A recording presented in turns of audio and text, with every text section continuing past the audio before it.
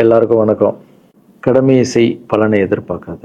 என்னடா நம்ம எதுக்கோ எதிர்பார்த்துட்டு இருந்தோம், இது என்ன ஒரு ஸ்லோகம் சொல்றான்னு பார்த்து. தமிழக அரசியல் களத்தில் தற்போது பரபரப்பாக பேசப்பட்டு வரும் ஒரு விஷயம் என்னவென்றால், நடிகரும் இயக்குனருமான ராகவா லாரன்ஸ் அரசியலுக்கு வரப்போகிறாரா என்பதுதான்.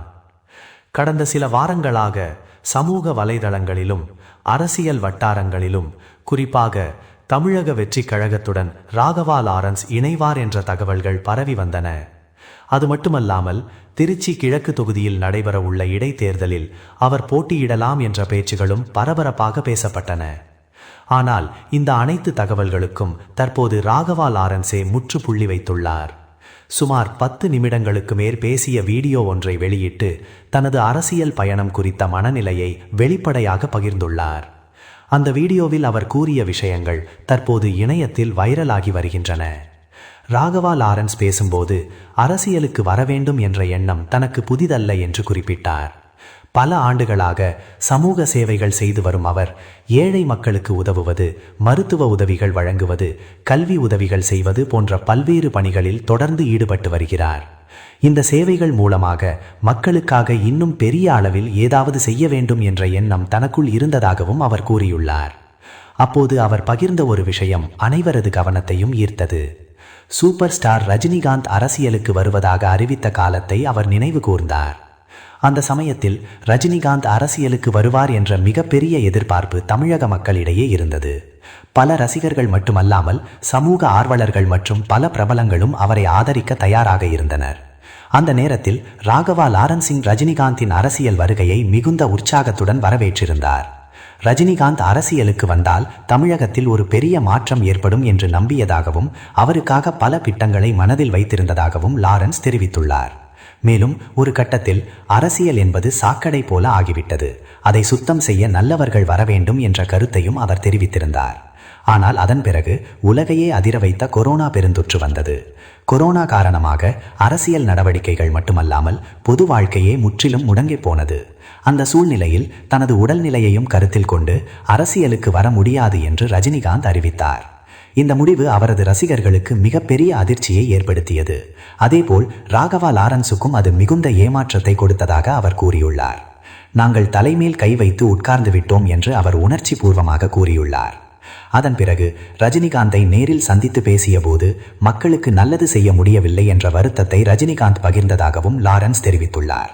இதற்கு பிறகு தமிழக அரசியலில் மற்றொரு பெரிய திருப்பம் ஏற்பட்டது. அதுதான் நடிகர் விஜயின் அரசியல் வருகை. தமிழக வெற்றி கழகத்தை தொடங்கி முழு நேர அரசியலுக்கு வரப்போகிறேன் என்று விஜய் அறிவித்த போது தமிழகம் முழுவதும் பெரும் பரபரப்பு ஏற்பட்டது. இந்த அறிவிப்பு ராகவா லாரன்ஸையும் உற்சாகப்படுத்தியதாக தெரிகிறது. அவர் கூறுகையில், ஒரு நல்ல நண்பர் அரசியலுக்கு வருகிறார் என்று நினைத்தேன். உடனே என்னால் முடிந்த உதவிகளை செய்ய வேண்டும் என்று முடிவு செய்தேன் என்று தெரிவித்துள்ளார். விஜய் குறித்து பேசும்போது அவரை கடின உழைப்பாளி என்று பாராட்டியுள்ளார். சினிமாவில் இருந்த காலத்திலிருந்தே விஜயின் உழைப்பை பார்த்திருக்கிறேன்.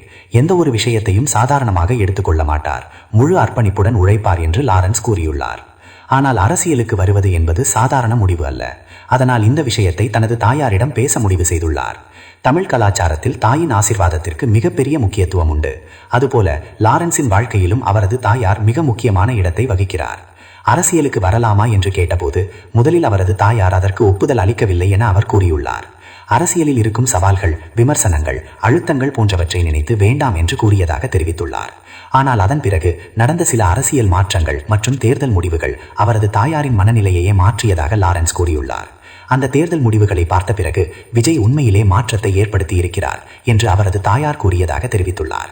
இதன் பிறகுதான் தனது அரசியல் ஆசை குறித்து மீண்டும் பேச வாய்ப்பு கிடைத்ததாகவும் அப்போது தனது தாயார் அரசியலுக்கு செல்லலாம் என்று அனுமதி அளித்ததாகவும் கூறியுள்ளார்.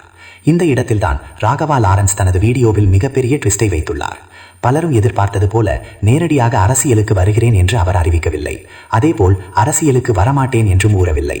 மாறாக இந்த முடிவை தனது ரசிகர்களிடமே ஒப்படைத்துள்ளார். என் தாய்க்கு நிகராக என் ரசிகர்களை நினைக்கிறேன் என்று கூறிய லாரன்ஸ் தனது வாழ்க்கையில் ரசிகர்களுக்கு இருக்கும் முக்கியத்துவத்தை வெளிப்படுத்தியுள்ளார். அதன் பிறகு நான் அரசியலுக்கு வரலாமா வேண்டாமா, அந்த தகுதி எனக்கு இருக்கிறதா, நீங்கள் தான் சொல்ல வேண்டும் என்று நேரடியாக ரசிகர்களிடம் கேள்வி எழுப்பியுள்ளார். இந்த ஒரு கேள்விதான் தற்போது சமூக வலைதளங்களில் மிகப்பெரிய விவாதத்தை உருவாக்கியுள்ளது. ஒரு பக்கம் சமூக சேவையில் பல ஆண்டுகளாக ஈடுபட்டு வரும் லாரன்ஸ் அரசியலுக்கு வந்தால் மக்களுக்கு நன்மை செய்ய முடியும் என்று சிலர் கூறுகின்றனர். மற்றொரு பக்கம் அரசியலுக்குள் வராமல் இருந்தாலும் தற்போது செய்து வரும் சேவைகளை மேலும் விரிவுபடுத்தலாம் என்றும் சிலர் கருத்து தெரிவித்து வருகின்றனர். இந்நிலையில் ராகவா லாரன்ஸ் அடுத்ததாக என்ன முடிவு எடுக்கப் போகிறார் என்பது அனைவரின் எதிர்பார்ப்பாக மாறியுள்ளது. அவர் உண்மையிலே அரசியல் களத்தில் குதிப்பாரா? தமிழக வெற்றி கழகத்துடன் இணைவாரா? அல்லது தனியாக சமூக சேவையை தொடர்வாரா? இந்த கேள்விகளுக்கான பதில் வரும் நாட்களில் தெரிய வரும். ஆனால் ஒரு விஷயம் மட்டும் உறுதி. ராகவா லாரன்ஸ் வெளியிட்ட இந்த வீடியோ அவரது அரசியல் ஆர்வத்தை வெளிப்படுத்தியதோடு மட்டுமல்லாமல் தனது அடுத்த கட்ட பயணத்தை ரசிகர்களின் கைகளில் ஒப்படைத்திருப்பதையும் தெளிவுபடுத்தியுள்ளது. இந்த விவகாரம் குறித்து உங்கள் கருத்து என்ன? ராகவா லாரன்ஸ் அரசியலுக்கு வர வேண்டுமா வேண்டாமா? உங்கள் கருத்துக்களை கமெண்டில் பதிவு செய்யுங்கள். மேலும் இது போன்ற சுவாரஸ்யமான அரசியல் மற்றும் சினிமா அப்டேட்களை தெரிந்து கொள்ள எங்கள் சேனலை சப்ஸ்கிரைப் செய்ய மறக்காதீர்கள். நன்றி. ஸோ நீங்கள் சொல்லுங்கள், நான் அரசியலுக்கு வரணுமா வேண்டாமா? வேண்டாம்னா என்னன்னு சொல்லுங்கள்.